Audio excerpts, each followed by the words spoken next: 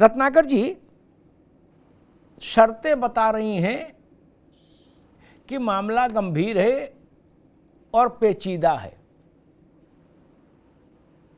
अगर मोटे तौर पर, बाकी तो फॉर्मेल वो उसकी तय होती रहेंगी अंत तक शर्तें और उस पर कौन कहाँ तक राजी है, लेकिन मोटे तौर पर देखिए तो मध्य प्रदेश, राजस्थान, छत्तीसगढ़, 3 राज्य समझ में आते हैं जहाँ किसी रीजनल फोर्स ने ये नहीं कहा कि कांग्रेस यहाँ छोड़ दे।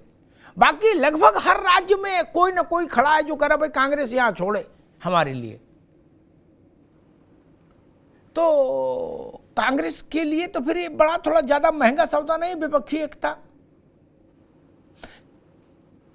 रत्नाकर जी। देखिए अमिताभ जी, जी जी पहली चीज मैं ये कहना चाहूंगा कि जो हम विपक्षी एकता जो बना रहे हैं, लाइक माइंडेड जो पार्टियां हैं उनके साथ मिलकर के जो हम 23 तारीख को मीटिंग कर रहे हैं, उसमें बहुत सारी चीजों पे चर्चाएं होंगी जो आज लोग बोल रहे हैं। हक अपना, देखिए ये लोकतांत्रिक जो है देश है, इसमें पार्टियां अपना हक मांग सकती हैं और अपनी बातों को रख सकती हैं।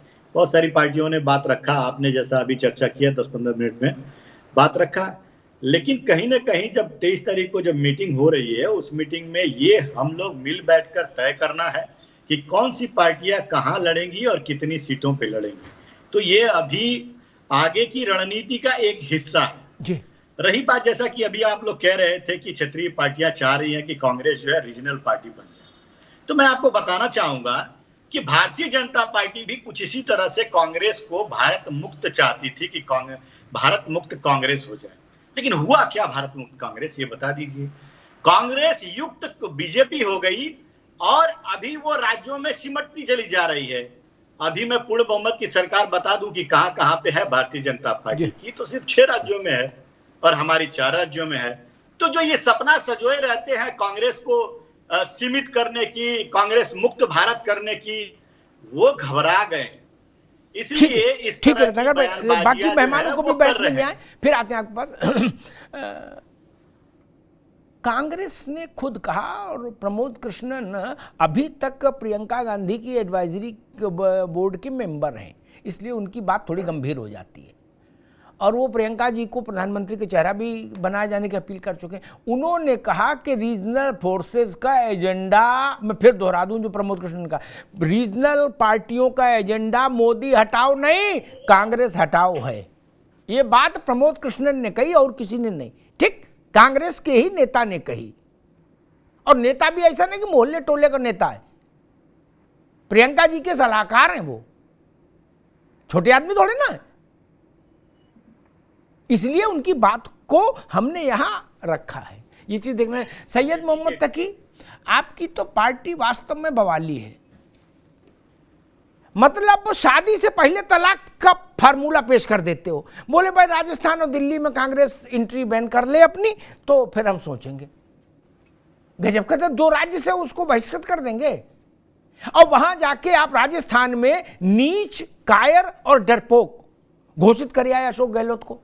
नहीं, आज ऐसी बात तो भाजपा वालों ने नहीं कही कभी गहलोत जी के लिए। और 23 तारीख को आप पटना की बैठक में भी सबसे आगे हो गए। तकी साहब देखिए, जब भी कोई बड़ा काम होने वाला होता है, थोड़ी बहुत टीरिंग प्रॉब्लम आती है, उसके बाद वो सॉर्ट आउट हो जाती है, उसका सोल्यूशन निकल जाता है। और कांग्रेस एक बहुत बड़ा दल है और कांग्रेस के पास बहुत से राज्य हैं, हिमाचल है, मध्य प्रदेश है, वहां लड़ेगी, राजस्थान है, उत्तराखंड है, छत्तीसगढ़ है, कर्नाटक है, गोवा है, बहुत सारे राज्य हैं जहाँ कांग्रेस फुल अपने दम पे लड़ सकती है। और बहुत जगह बिहार में कांग्रेस कितनी सीटों पर लड़ती है, बहुत कम सीटों पर लड़ती है। उत्तर प्रदेश में गठबंधन हुआ था समाजवादी पार्टी से, कांग्रेस कितनी सीटों पर लड़ी थी, कम सीटों पर लड़ी थी। तो जाहिर सी बात है कांग्रेस कहीं कम पे लड़ेगी, कहीं ज्यादा पे लड़ेगी। और जो जहां मजबूत है, जिसकी ज्यादा स्थिति मजबूत है इन सीटों पे, वहां पे वो विपक्ष का दल लड़ेगा। चाहे वो यूपी में समाजवादी पार्टी की स्थिति मजबूत है, यूपी से वो लड़ेंगे। तो ऐसे ही करके हम लोग इस फार्मूला जो बना रहे हैं और पूरी बच्ची पार्टी से लगी हुई है, हमारा मकसद है कि ऐसे हम बीजेपी को शासन में दोबारा आने से रोके, ताकि जनता को उसका अधिकार मिलते रहे। और कौन क्या कैसे क्या लड़ेगा, सब ये अच्छी बात है, बातचीत इसमें शुरू हो गई है और बातचीत बहुत पहले शुरू हो गई है, तो इसका सलूशन निकल आएगा। इसीलिए बीजेपी के खेमे के लोग परेशान हैं कि विपक्षी एकता वो तोड़ने में लगे हुए हर तरह से, लेकिन वो तोड़ नहीं पाएंगे। जी। और लोग एक साथ अब बीजेपी की सरकार से छुटकारा पाना चाहते हैं, विकल्प की तरफ बढ़ रहे हैं और उनको उम्मीद है कि विपक्ष एक मजबूत विकल्प देगा और बीजेपी को 2024 से सत्ता से बाहर होना है जी, और वो होके रहेगी। जी, ठीक बात। मैं जेवा यास्मीन के पास आऊँ उससे पहले एक टिप्पणी जरूर करूंगा। जो तकी भाई ने बात कही, उन्होंने छोटे छोटे 4-5 टाफी बिस्कुट जैसे राज्य गिनाए, बोले गोवा में लड़े, हिमाचल में लड़े, उत्तराखंड में लड़े, कांग्रेस को कोई रोक रहा है? एक बात सुन लो भैया, वो हम आपसे पहले बोल चुके। वो दूसरी बात, उनके विपक्षी एकता की बातचीत शुरू हो गई है, उसकी ये भी शर्त है कि गाली गलौज भी शुरू की जाएगी बातचीत के साथ, या बातचीत की पूर्व संध्या पर गाली गलौज का आयोजन पहले होगा? नीच, कायर, डरपोक, ये विपक्षी एकता का फार्मूला है कि तू मुझे नीच के, कायर कहे, डरपोक कहे, तब एकता की बात आगे बढ़ेगी। अगर ये एकता का रास्ता है तो ऐसे रास्ते को तो प्रणाम करना पड़ेगा ना। नहीं, अगर गेट पर गाली दे के अंदर जाना है और कहना ये है एएनआई के माइक याद के बोलने नहीं हम लोग एकता कर रहे हैं इसीलिए सब लोग बौखलाए हुए, हम एकता करने जा रहे हैं, और रास्ते में जो मिले उसको गाली देते जाओ, ये भी तो सोचो। खैर, समाजवादी पार्टी ने भी आम आदमी पार्टी के रोड मैप को देखा और उसको भी लगा कि यही है राइट चॉइस बेबी। क्या? तो अखिलेश जी ने भी उत्तर प्रदेश में ध्वजा फहरा दी। उन्होंने कहा भाई जो भी लोग भाजपा को रोकना चाहते हैं उत्तर प्रदेश में, वो सब लोग समाजवादी पार्टी के हाथ मजबूत करें। क्या?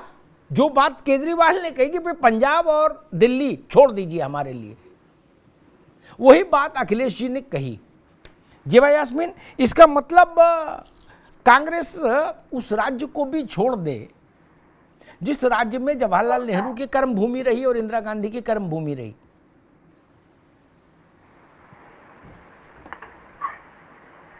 देखिए अमिताभ जी, अभी मैंने पूरी बात सुनी जी। कांग्रेस के नेता भी कह रहे थे कि जो रीजनल पार्टीज हैं उनकी नीयत साफ नहीं है।